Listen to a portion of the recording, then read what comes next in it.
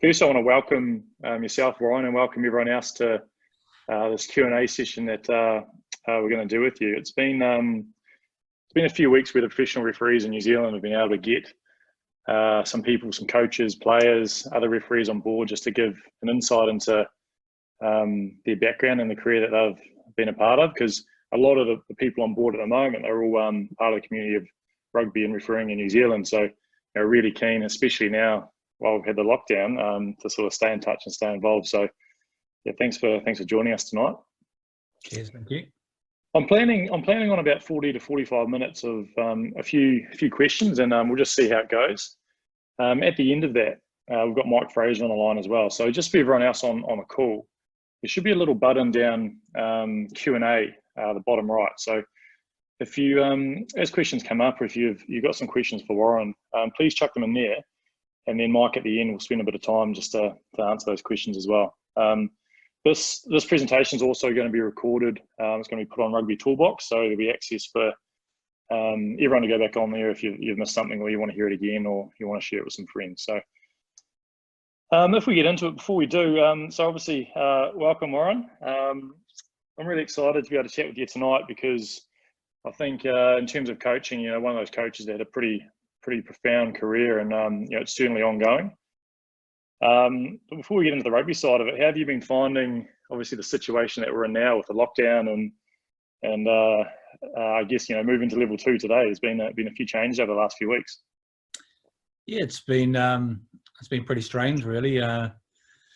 Obviously, the season was pretty well underway in terms of Super Rugby campaign, and we were pretty happy where we were at, but disappointed with the last game in terms of result. But no, we felt we were in a good position, and we'd rotated a lot of the squad. So, and then we go into lockdown. So, and it's been a positive from a personal point of view, because it's been a chance for me to be, if I'm being selfish, to have some family time. I came straight from the World Cup, went straight into the Chiefs pre-season. So, yeah, plan originally was to finish the World Cup, go to the beach, have about 6 or 7 months off, and then join up with for 12 months with the Lions. So an opportunity was given to me in terms of joining with the Chiefs. I couldn't turn that down, but didn't really have a break, went straight into it. So I've had a good break.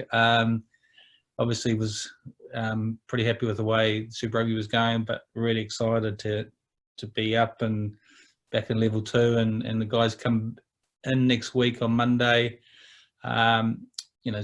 Sort of pre-season starting off slowly again, a little bit back to square one, and we've got sort of 4 weeks before that first game. Yes, I think we're all with the announcement that Super Rugby Aotearoa starting in a few weeks. It's fantastic for community rugby, and I guess fantastic for everyone who's been stuck watching old replays of Super Rugby games on Sky Sports. So it's certainly some good news. Yeah, absolutely. I mean, it's going to be interesting to find out how tough it is as well, because there's no doubt that the players talk about the derbies being as close to test match rugby as anything. Obviously, with you get to semi-finals and finals, and they're right up there as well. But 8 games home and away, it's going to be pretty testing. And probably they made a sensible decision. I think probably originally they were talking about semi-finals and finals, but it's going to be incredibly tough and brutal and physical. So you've got to be. It's like the old days, no semi-finals, finals. It's you've got to be ready to go right from the start, and winner takes all. Yeah, exactly. That's awesome, mate. Look, I'll probably want to touch on the Chiefs and what you've done since you come back from the north a bit later on. But just before we get into a bit of the rugby stuff, I'm going to try and share my screen here. I've got a little bit of a presentation in the background, so people just don't have to keep looking at us the whole time. Can you see that? Can you see that working there? Yep. Cool. So I was really keen, obviously, to get you on this call. I remember, I think it was at the start of last year, you had the Grand Slam game. It was Wales versus Ireland at Principality Stadium, Millennium Stadium in Cardiff, and it was a really, really wet day. Ireland chose to open the roof, which I think kind of played into Wales's hands, and you guys came out and you won that, and I think won your 3rd Grand Slam. And From what I remember at the aftermatch, it must have been your last game for Wales as coach, as in the Six Nations. So one of the dignitaries there sort of went through a bit of your coaching career and some of the successes you've had.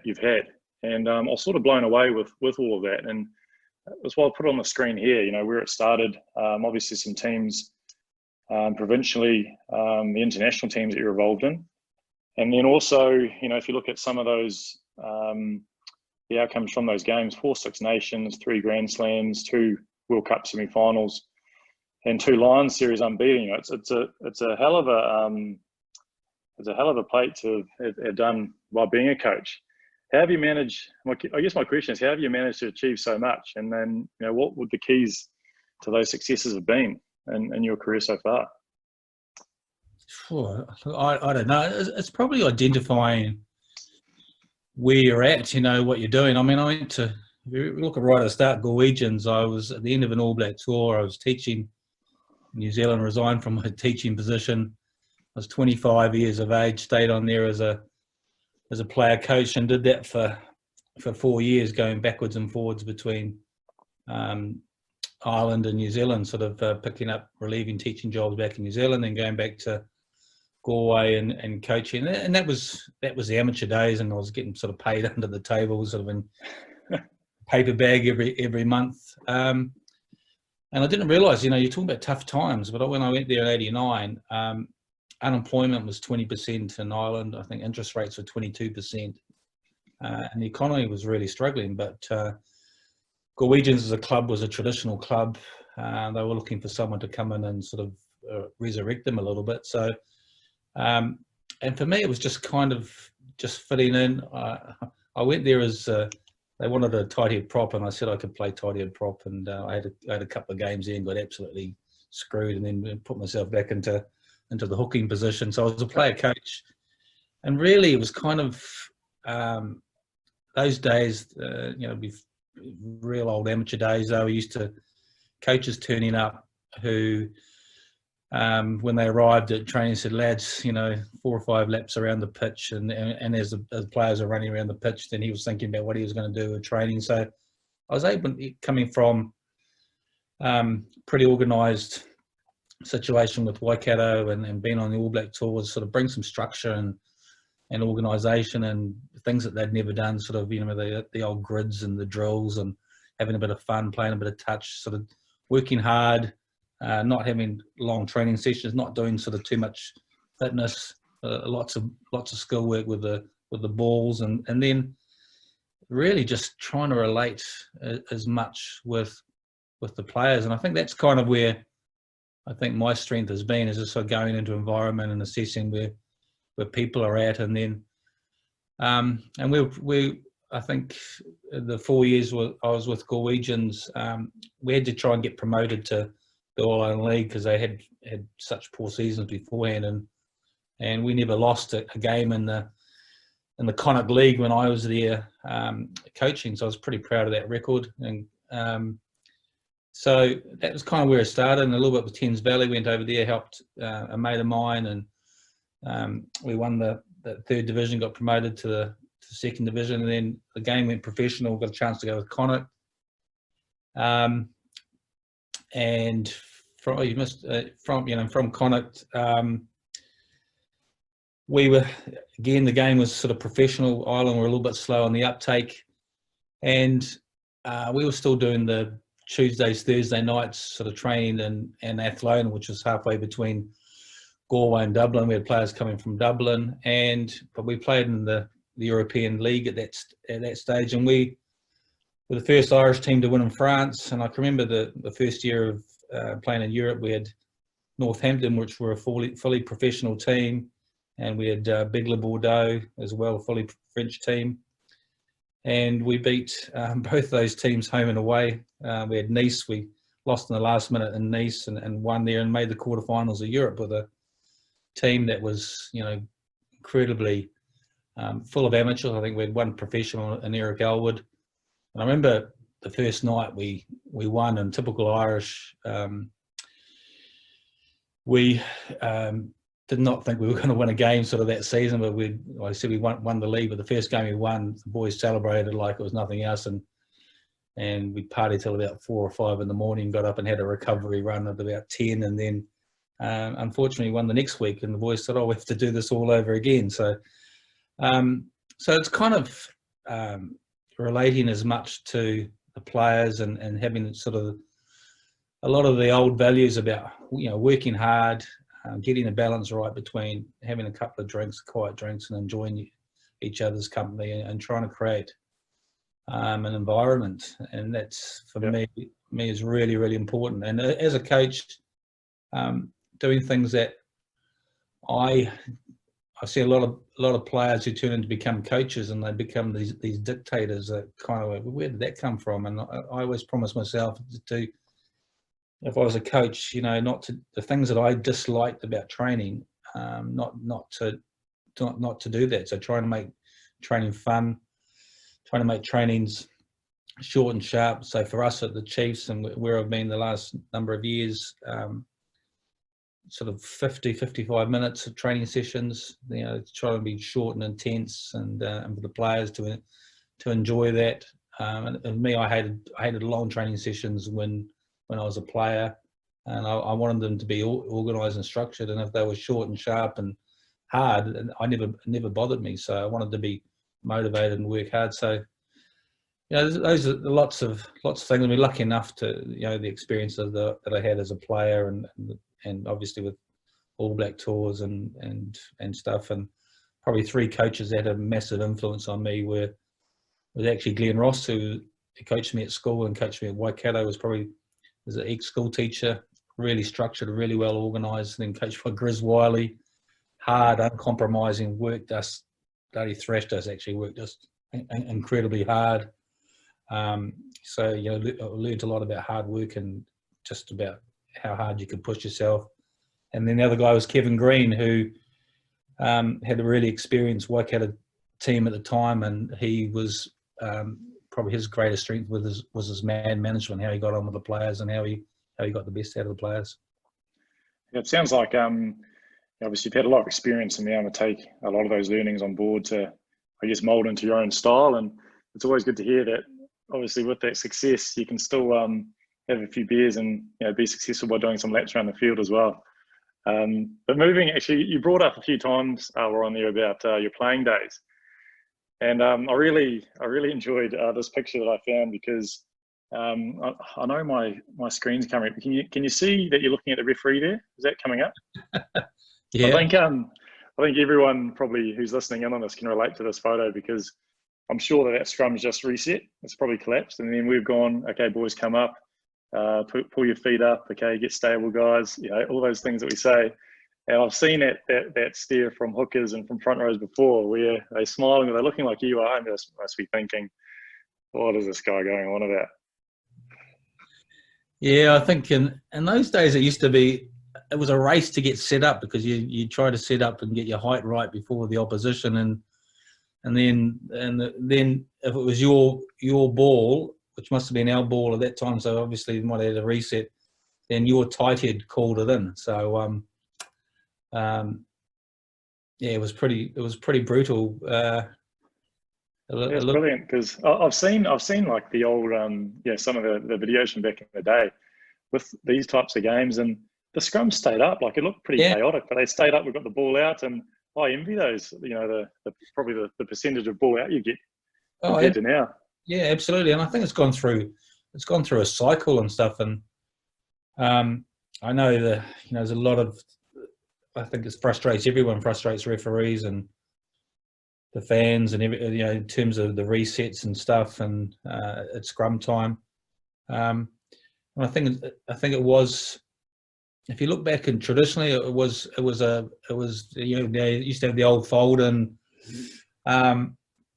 where the props used to work each other over. There was never really any collapsed scrums, and then it was actually the people don't realise it was the New Zealand that started off this whole thing about hitting and engage, because at the time, they probably didn't have the same sort of props and the strength as props, and so what they worked out was actually, as a collective aid, if they actually had an engage and actually hit hit there, they could get a little bit of dominance, and that's that's the start of all the problems, and it goes back a long time with that and then the team started to follow that, and so it's obvious an issue, but it's nothing. I don't think it's anything new. It's just kind of where everything's under the microscope, and if you look at, everyone talks about, if you look back at that 1973 game, the All Blacks Barbarians, and everyone talks about that as being one of the greatest games of all time. There's actually 13 minutes of scrums in that game. So for purists, they love it. Yeah. So and people talk about that, what a running game it was. So but it's an area that it's obviously we're all trying to hopefully be positive about scrummaging. It's so hard on you guys. What are the key factors that you're looking at? What are the indications in terms of particularly if you haven't played in there and you're trying to be coached and look for different signals about body angles and height and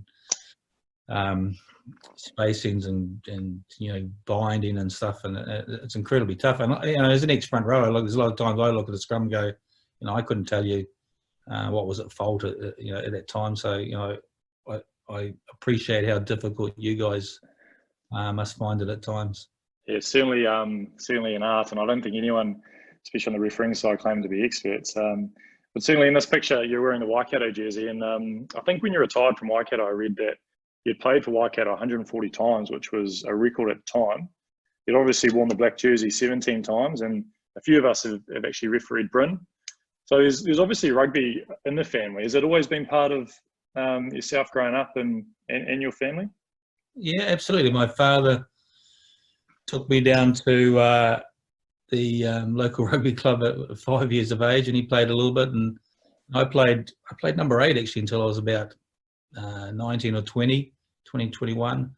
And I wasn't a bad number 8. I'd captained Hamilton Boys High School for a couple of years and made Waikato secondary schools, and we won the North Island stuff and played Northern Regions and captained that. I actually got selected in the Northern Regions at number 8 ahead of Michael Jones, so that was quite at the time. So hold on to that. That's brilliant. Yeah, we sometimes laugh about that. And then I realised I was going to be too short and too fat and too slow to be a top level loose forward. And I was suggested by, he just passed away a few days ago, George Simpkins suggested, you thought I'd make a good hooker. And I loved it. I just relished it. It's kind of like you were always a part of the game, whether it was scrum, a line out time and getting your hands on the ball and like that sort of physical element. So it's been in the family. And my wife's father, so my father-in-law played for Thames Valley. He was in the first Northern Districts cricket team. He kicked the winning drop goal in 1962 when Thames Valley beat Australia. So that's his claim to fame. So definitely in the family. So a lot of people ask me about how did you end up with a son who plays first five? And I said, well, he's got his mother's build and his father's skill. Yeah. Oh, that's brilliant. I guess so talking about your playing, if we moved on to probably what you're more well known for, is just a huge success that you've had in coaching. And I'll put some pictures up there. You obviously come back to New Zealand to coach the Chiefs. But you spent a lot of time in Wales, obviously for the Lions as well, and even coaching Ireland. And that's obviously taking you around the world and to be part of some massive games. You mentioned before on that your coaching style includes really just understanding people and being a people person. And you sort of mentioned that Galwegians RFC and then through Thames Valley, you sort of fell into a role of being a player, coaching, and then moved into this career as a coach. I wanted to go through each, I guess, of the major teams that you have coached. So Wales, the Lions, and we'll move down to the Chiefs as well. But in terms of Wales, we talk about them. I want to show a video because I want to discuss around what Six Nations means, what it means to you, and probably to give the viewers at home or people listening at home an understanding of how much of an amazing tournament it is. So I'm just going to play just a small video now. So hopefully the sound works. I'm sure you would have heard this many, many times.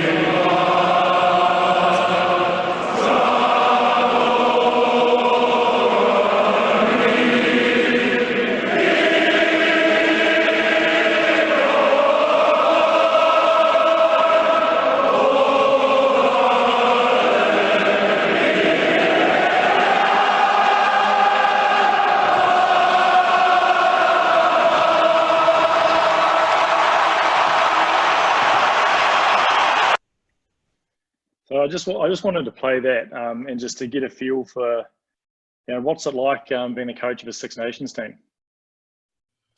It's an unbelievable tournament, in terms of, it's why, I think it causes a lot of, a reasonable amount of problems for everyone trying to get this global game going and the timing of where the Six Nations, there's not a lot of that sort of month. I think Cheltenham races are on for that 6 weeks. That's about 1 week of the, but there's not a lot of major sporting events. So, fits into the calendar there, generates a huge amount of, financial rewards for the home unions. But the other thing is the atmosphere. And I always talk about what I love about the Six Nations is that 30 or 40% of the crowd will be away fans. And that's, for me, what creates an unbelievable atmosphere.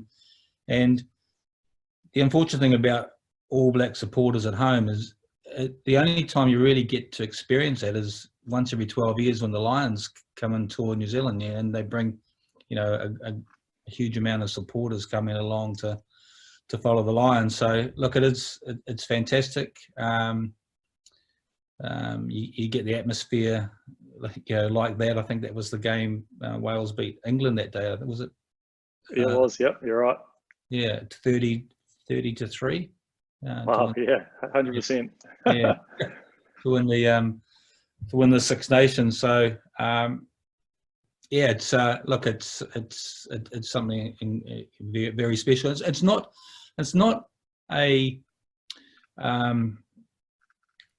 just a game. It's an event, and you've got to look at it as an event. You've got to look at it as, for those people, it's bragging rights for a year. There's a million Welsh people living in London, and so wherever you go, it's a chance. You play England, and the amount of Welsh people who come up to you and say, "Oh, thanks very much. So I can't wait to go to work on Monday and see all my English mates," and all those sorts of things. And I often talk to, if you're a Southern Hemisphere coach, and a lot of them come up to, they've been doing Super Rugby and they've done other internationals, and then they come to a game like that, and they just think it's going to be another game, and it's not, and they kind of get caught up and almost freaked out a little bit by the hype and the intensity and the emotion and the atmosphere and stuff. And it's you've got to. And I've seen a lot of Southern Hemispheres and referees in their first outing at and big occasions not have the greatest refereeing performance, because they haven't kind of mentally got themselves around what it's like in that sort of cauldron and that sort of atmosphere. And they do a much better job the next time, but the first time can be a little bit daunting. Well, I think it is. I mean, I'll give you an example. I remember, like, obviously grew up playing and loving rugby in New Zealand, and as a rugby fan, I'd watch the All Blacks, and when the All Blacks toured in November, that's when I'd get up at 3 a.m. in the morning to watch the All Blacks. But I wouldn't really watch, I guess, the Six Nations, so I never really got to appreciate it. And it wasn't until my first game as an assistant referee, it was Ireland versus Wales at Aviva a few years ago. It was a 19-all draw. And I just remember, I couldn't believe how packed the hotel was in the morning, walking down to the Aviva stadium. Everyone was at the pubs. There was more Welsh supporters than Irish in Dublin. And I think, the reason I chose that clip was to get, try and come back to New Zealand and tell people what Six Nations is like. And you really just can't explain that feeling of, the passion. You saw it on Alan Wynne Jones in that video as well. So I think the whole tradition, like you said, the whole occasion is just immense. So I imagine it definitely has an effect on referees. And certainly, it'll be pretty tough as players who are debuting to, put your jersey on for the first time, and then to grow up with Six Nations, to be playing in front of, packed house at Principality. Yeah, it's kind of, it was one, I went and spent a day in London with the special SO19, which is a special ops, the terrorism group. It was absolutely fascinating. And one of the things I had to do in that day was I did a video scenario where they'd sort of given me a gun, which was a laser gun. They had a video there, and they gave me a situation, and it was that all I had was details. You're in a school, there's someone in there with a gun, and you've got to go in. So I'm sort of going through this video of the hallways, and I've got to point the gun and tell people to hold, get out of the way, and then sort of you move into the situation. And anyway, what had happened was a kid had come into the school with a gun, pointed it at another pupil, and then the teacher had come over and had taken the gun off the kid. But when I walked in there, the teacher's holding the gun.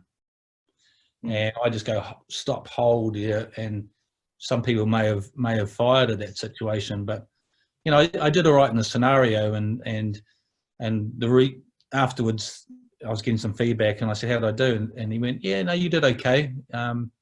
He said, next time you did that, you'll be much better. And it was just like a light bulb moment for me. I went, oh my God, that's kind of what my players go through. And I talk it about, the first time. I think Jonathan Davies is a fantastic, great centre for Wales. And the first time he played in the stadium, he played against Australia, and he was like a rabbit in the headlights. And now when I talk to young players about it, I explain it as being fast pitches, and they say to me, "What do you mean by fast pitches?" And I go, "The first time you play in that stadium, in an international, so the pitches are going like this. They're going like this, really, really fast." Yeah. And that's what you're seeing. And it kind of was the same situation with me in that video scenario. And I said, the next time you play, the pitches are still going fast, and the next time they go there, and then when you start getting a bit more experience, the pitches start to slow down, and the clarity comes, and the decision making comes, and kind of that's what it's like. And it's no different for a player, and probably in the Six Nations, a big game for referees doing that for the first time, or for you guys, when you're refereeing at the highest level for the first time, just the pace and everything's happening a bit quicker, and the first few times that you do it, it just takes a little bit of time to adjust to the pace and how everything works, and no different for a player as well. Yeah, I think referees, we do that every level we probably go through. Like club rugby, senior rugby is a little bit of a step up from Colts rugby.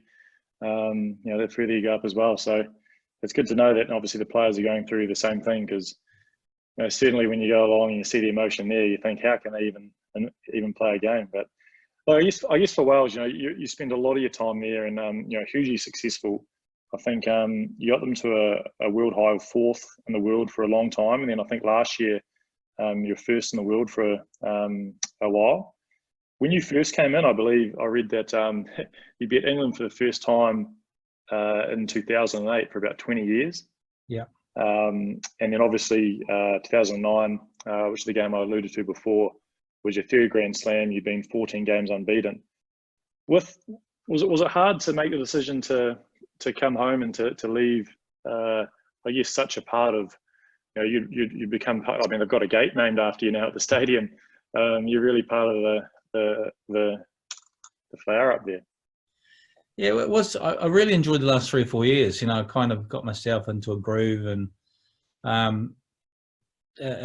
was really enjoying it. But it was time to come home, and 12 years, and any position, particularly coaching, is a heck of a long time. And I was lucky enough that I had really 2 sabbaticals with the Lions. Going away and having those sabbaticals, I think, just gave me a chance to refresh, work with a different team and get away from it, and then sort of going then back to, the last 3 years, sort of 2017 with the Lions in New Zealand, and then looking forward to the World Cup, and then knowing I was going to be finishing in 2019. So I was really motivated for the last 3 years, and like I said, but it was I went there.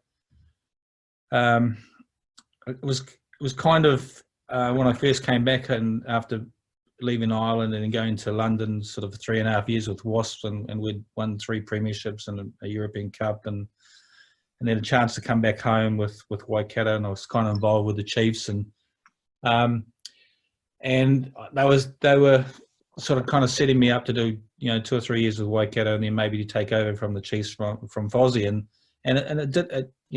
He was reappointed, and it didn't eventuate, and I'd sort of come on and was an assistant, and it's not really what I wanted to do. And I've nothing against him in terms of him coaching. And then I get a chance to Wales didn't make the quarterfinal, didn't get out of their pool in 2007. Were beat by Fiji, and I get a chance to go and coach over there. And I kind of looked at it and went, there's probably nowhere they're not going to be any worse, and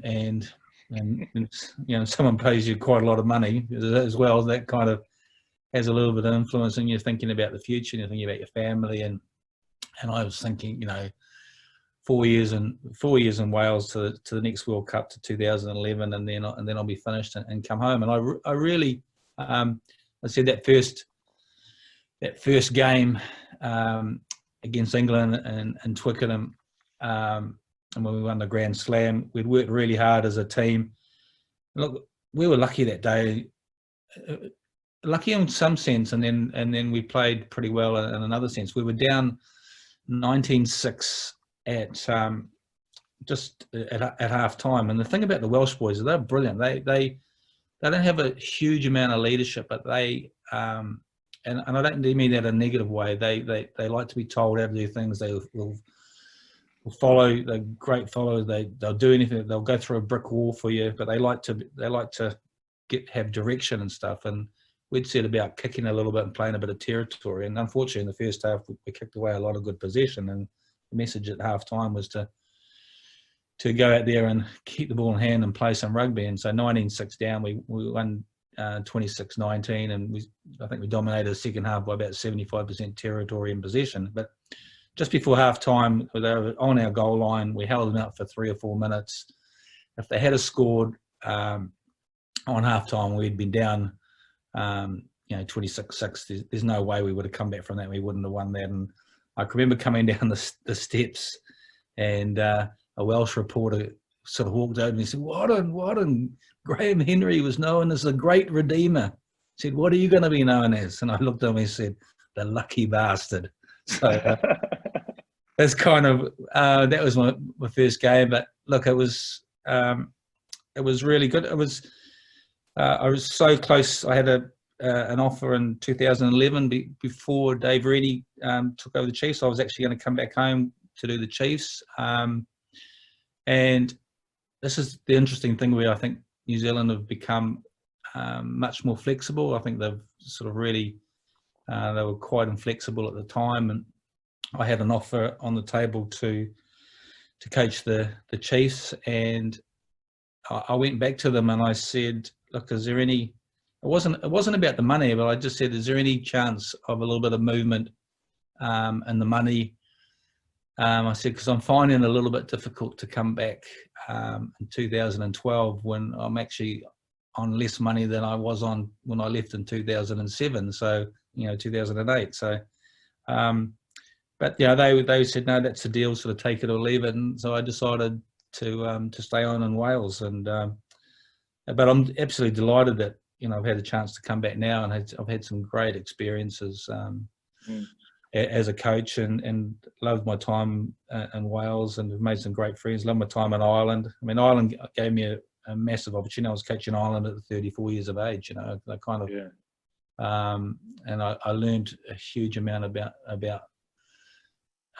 things off the field as much as anything, and it's kind of that's pretty important. I think you're right, and I think as New Zealanders, we're probably lucky to get obviously the experience like yourself back here. Obviously, help out with the Chiefs. I like how you said that it was luck in your first year. So I don't know what your excuse was for the success the next 11 years at Wales, but if we're talking about sort of pinnacle jobs, I think everyone wants to coach an international team. And, to coach the Lions, I think, which is probably another level up in terms of, trying to combine, the countries together. You won in 2013 in Australia. It was a draw in New Zealand in 2017. And I guess you're going to go for the complete the set next year in South Africa if things can get off the ground. Is it hard coaching? I guess is it hard coach? Yeah, changing from, you talked about, it was nice to actually go from Wales to be able to coach the Lions, but with that you need to bring in coaches that you might not have worked with before, and obviously players that you haven't worked with before either, and that must be quite difficult too.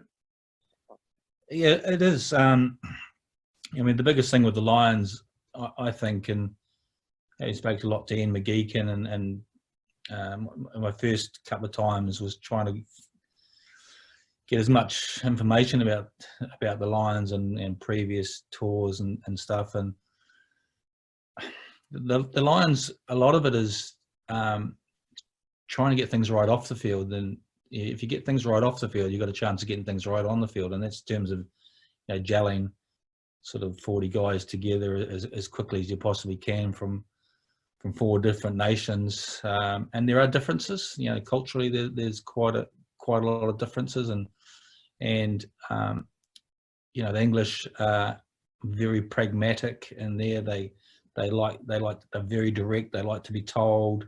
It's no nonsense and dealing with the English. Irish are a little bit much more, surprisingly, that they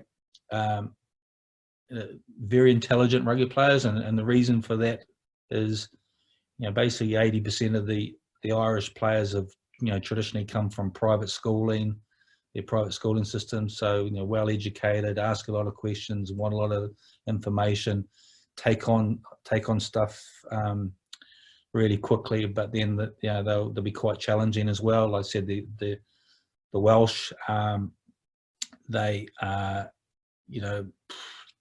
a great work ethic, probably not wouldn't ask as many questions and stuff. They just get on and do it. And then and the Scottish are sort of a mixture of everything as well. So definitely culturally they're different, and so they've been bashing the hell out of each other for the last 2 or 3 months, or the last 2 or 3 years, and then they've got a lot of them got to come together on a Lions tour. And for a coach, the great thing about that is that you get the chance, and particularly coming from a smaller nation like Wales, where you haven't got the depth, and 2 or 3 injuries and one position, and you can be really struggling. And then you go on a Lions tour, and you got the luxury of picking the best from 4 home nations, and then the history of the Lions, and it's different because there is a lot of tradition, and we still with the Lions try and embrace that tradition. You wouldn't have heard a lot about that.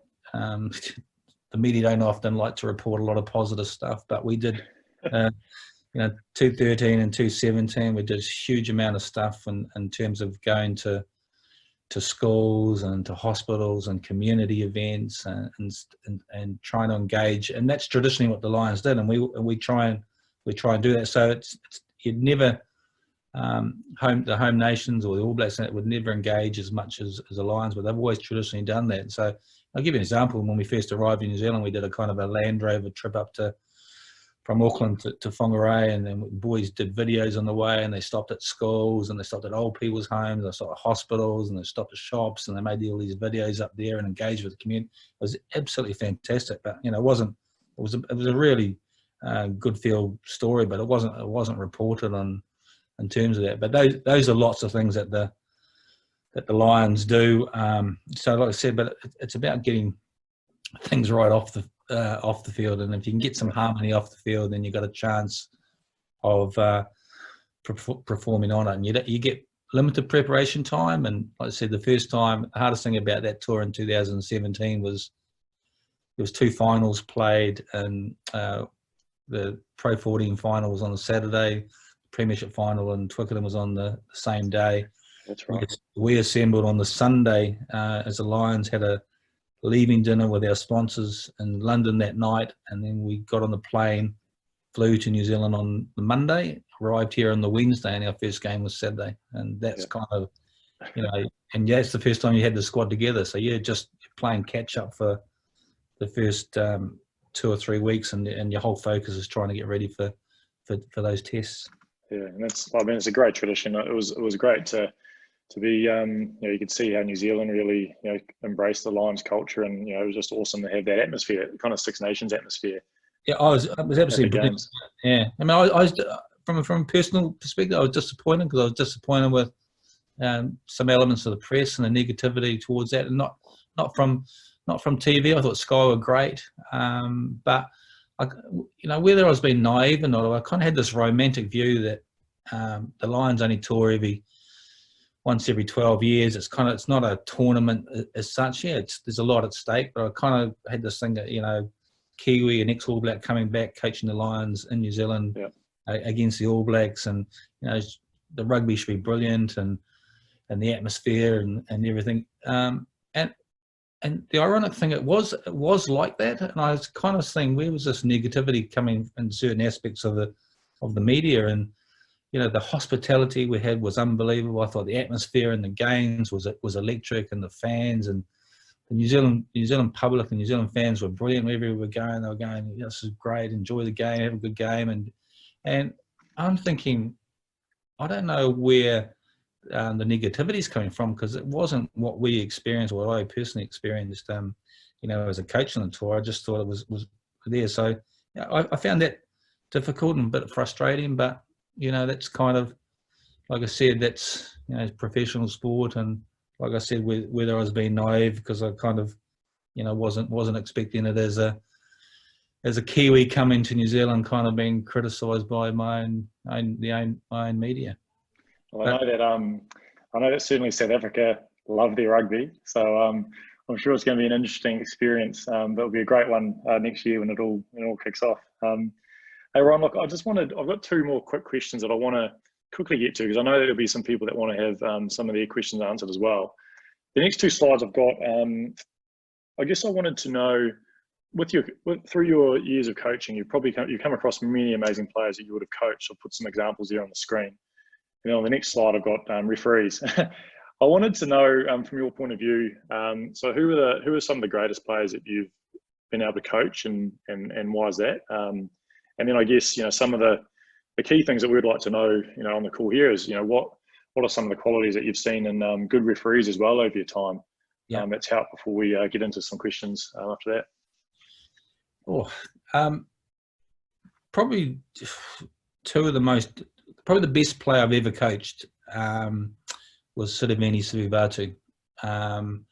Unbelievably talented. The vision that he had. He tried to come across as a dumb Fijian, and he definitely wasn't. He was a very, very intelligent rugby player. Could make up moves during a game. Could see things. Look, he was just when he was on form, he was just something just incredibly special. Unfortunately, he passed away. Sione Luaki was a player who, on his day, was sensational. Had so much skill, probably didn't quite fulfill the potential that he had in terms of been the best professional all the time, but he was just such a sensational player. For me, lucky enough, like on a couple of occasions, Coach Brian O'Driscoll gave him his first cap as a 19-year-old in Australia for Ireland, and then to see, and then the next time I really had a lot to do with him after a couple of years with Ireland was in 2009 with the Lions in South Africa when I went there as an assistant, and just to see the development in him as a player and his understanding of the game, I was blown away by that. Incredibly intelligent rugby player, very, very skillful as well, and smart too. And Sam Warburton, I think for me, he's probably one of the closest. It was the referees who probably identified, and when a couple of referees had said to me at the time that they thought that, as a seven, they were Southern Hemisphere referees that reminded him, very much of McCaw and Pocock in terms of his ability on the ball, and very much like a Southern Hemisphere seven in terms of the way that he played the game. And you talk about referees, and that you're saying about qualities in terms of. Yeah, I was just thinking, you're sort of saying with the coaches that you role modeled, like Grizz, Kevin Green, Ken Ross, you take a few things from them. I think as referees, we watch a lot of referees on TV, and we sort of take a few bits to mold to how we want to referee. And this one, you've obviously come across a lot. What sort of skills that you recognise as to your job?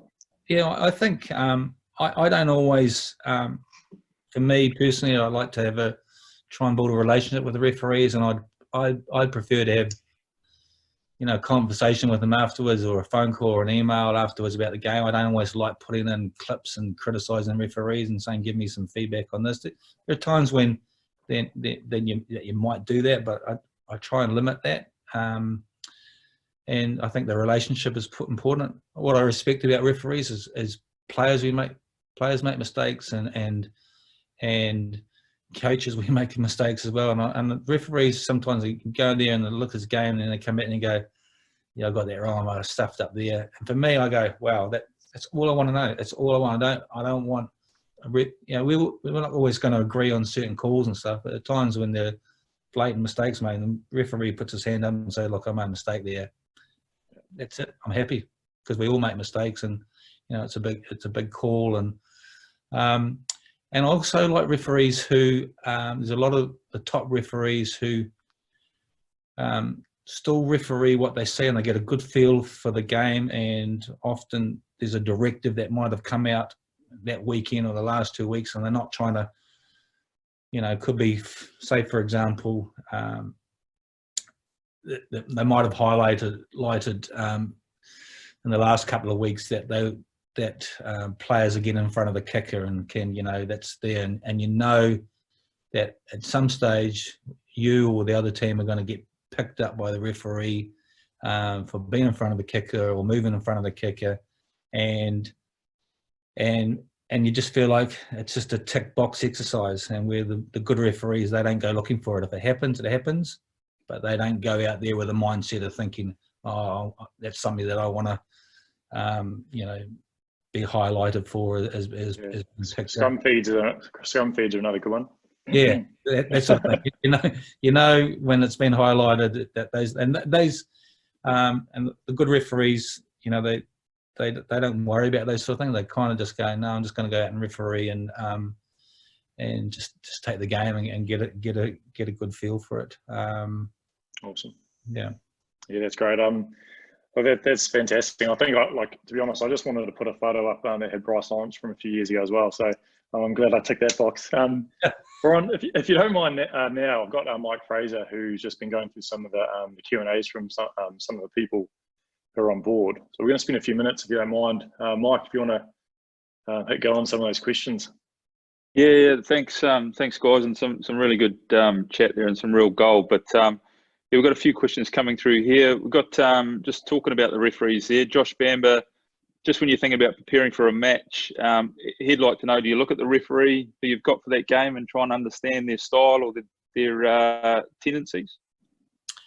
Yeah, absolutely. We'll look at referees. We'll look at their home and away record. That surprisingly, there's some referees who have a significant home record ratio. So that sort of stuff is, we'll look at that. We'll look at referees in terms of how often they referee upsets. There's some referees in the past, and they've got to the top who've probably very rarely, well, there was one in particular who never refereed a significant upset in his rugby career. So we look at what they're hot on in terms of penalties, so the breakdowns, scrum penalties, what line-out penalties. It's looking at those sort of ratios, and then if a referee is particularly hot at the breakdown for not rolling away quickly, those sorts of things will identify that. So we definitely do a lot of analysis on the referee and particularly his traits and trends. Might look at them in terms of how they deal with players. Some referees are okay to be spoken with. Others, you've just got to be very limit how many times you might approach them, the way that you got to talk to them and stuff. So that's kind of how we might look at that with certain referees as well. But the other point I was going to just make it quickly about the referees and stuff, and I think it's really, really important that referees, it doesn't matter what level is that, how vital is it that they've got to think about their role in the middle. And I know, look, we all make mistakes, but how important it is that you've got the way that referees prepare, because I think that's such an important factor in the cog of the game. But results in rugby determine lives, particularly at the highest level. And if players have a poor performance, or teams lose and players get dropped, and coaches lose their jobs as well. And then I think it's really, really important referees have to go in with that mindset of thinking about, there's a big game here. I've got to make sure I really focus and get the calls right. And I know that, look, everyone will say that they do that, but it's really, really important that they focus, because I think some referees, and being you involved, I was really disappointed with Jaco Piper's performance against the Hurricanes, and I don't think that he would, if that was a World Cup game, I don't think he would have refereed. You don't have to comment on this. I don't think he would have refereed the way that he refereed that day, because I don't think he would have got to the next round of referees. I thought it was a really unlike performance that didn't warrant a top job. It's my 2 cents worth of that. Yeah, we'll leave that one to you to comment on. But I actually had a question here, Warren. Somebody asking if you've actually done any refereeing, and maybe just flowing on from that, what's the one law in our game you'd change? That one law that you'd love to see the back of? One law I'd love to see the back of. I can't think of any law that I'd change. I'd like to. I think something that would be really good for the game is what I do like is I like the rugby league goal line dropout, and I like the idea that you can if you kick the ball into the dead ball area and the defending team touch it down, then rather than them having a dropout from the 22, they have a goal line dropout. And now that means that they're probably going to get to halfway. That means that the team, so you've got to kick a minimum of 10 metres, and if they do kick it long, kick towards halfway, then the team are gathering the ball is still on attack. But what I also think that would do is that it would encourage teams to have some variation attacking 5 metres from the line. It's the hardest place in the game at the moment to attack from, because everyone's just one pass, phase after phase after phase, going nowhere. You can't move the ball wide because it's 40 men or 15 men pretty much in the front line coming pretty hard. So it's hard to get any gain line or to create overlaps. So the ability to be able to put a little wee kick through into the dead ball area, and then to know that, you know, if they do kick it long, you've got a chance to bring the ball back and counter attack. I think that would be a really positive change in the laws that might create a little bit more variation and a bit more space and opportunity for the attacking team in the 22s. Yeah, no, nice one. Always looking for those variations. I'm just conscious of time. We've got a few more here, but maybe we'll just have this one as the last one. Just, you talked about some obviously some quality players you've coached in the past, Sammy Warburton, Elwyn Jones and the like. Is there anyone, if you think about your Chiefs squad now, is there anyone in that squad who you see stepping up to that sort of level? Oh, we've probably got a few All Blacks at the moment who are not too bad. Yeah, I mean, I think I've been Lachlan Boshier, I think, has had a really good start to the Super Rugby campaign, and he's been one that's I think caught the eye of a lot of people. He's a very intelligent rugby player, pretty quiet in the team environment. So he's one. I think a midfielder that we've got in Quinn Tupaia, I think he's got a little bit of X factor.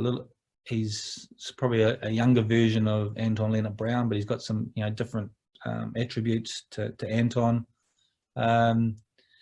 Yeah, and then there's a guy at fullback, Damien McKenzie, is not too bad as well. So, yeah.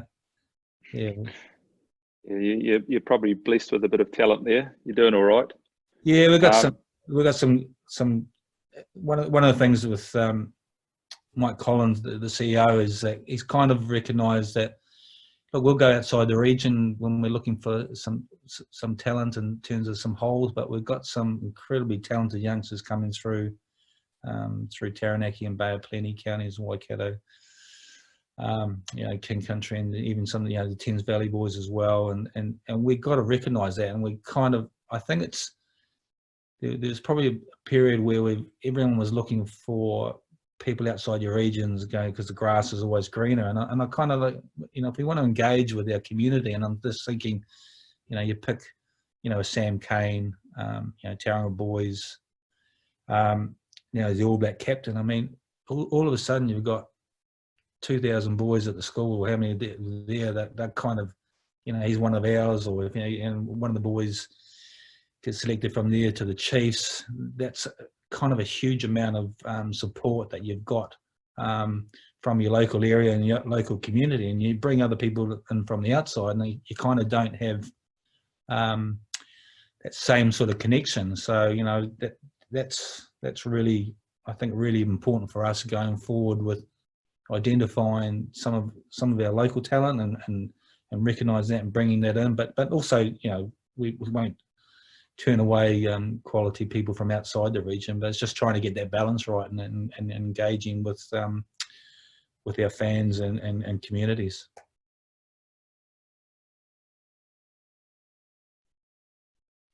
Brilliant. Well, I think, Ben, we'll wrap up the questions here, mate. Some good stuff in there. Yeah, perfect. Thanks, Mike. Cheers. Yeah, look, that's it for the questions we've got for now, Warren. And I think we're going into a bit of extra time now. So I just want to remind everyone that so what we've done tonight, it's been recorded and we're going to put it up on the Rugby Toolbox. So REOs and referees, if you want to watch this again, you can definitely get a hold of it. This is going to be the last session for a few weeks, just as we start preparing for the next Super Rugby competition. So I'm hoping that the 5 pros will get back together and you know, get your feedback, and I'm sure you guys have enjoyed these as much as we have been making them. So we'll definitely start these up again. But to sort of wrap things up for tonight, Warren, obviously, you know, thank you very much for giving up your time to join us on the call. It's a busy time for you now that you know, Super Rugby's around the corner. So I think the holiday and the bubble and lockdown's over. I think, you know, it's been a really good insight, and, you know, we talk about, you know, the level of talent of players that we have in New Zealand. To get someone with your credentials to come back coaching the Chiefs and to come and give us a talk tonight, it's really, really special. So thank you very much. All the best for the Chiefs for the next 10 weeks as your games start, and hopefully the bodies aren't too bruised over the local derbies, and of course all the best and good luck for next year down in over in South Africa. Thanks, Ben. Let me know and plenty in advance which game you're refereeing, so I can do profiling on you or something. Yeah, well, I've got Giaco on speed dial as well, so I think I've got to talk to him for the next hour. I appreciate it, mate. Yeah, thanks very much. It's been nice talking to you, and look, it's I think it's a great competition. This Aotearoa round is going to be completely incredibly tough, and you know, having the 5 referees, professional referees involved is I think it's going to be good for us and good for them, and good for you know, for New Zealand rugby, and hopefully we can catch up afterwards and have a chat, and you know, if there's a chance to have a beer and make sure that we communicate so we can all look to get better and help improve the game. Fantastic. Sounds good. Thanks very much, mate. And yes. Thanks everyone else for coming on. Thank you.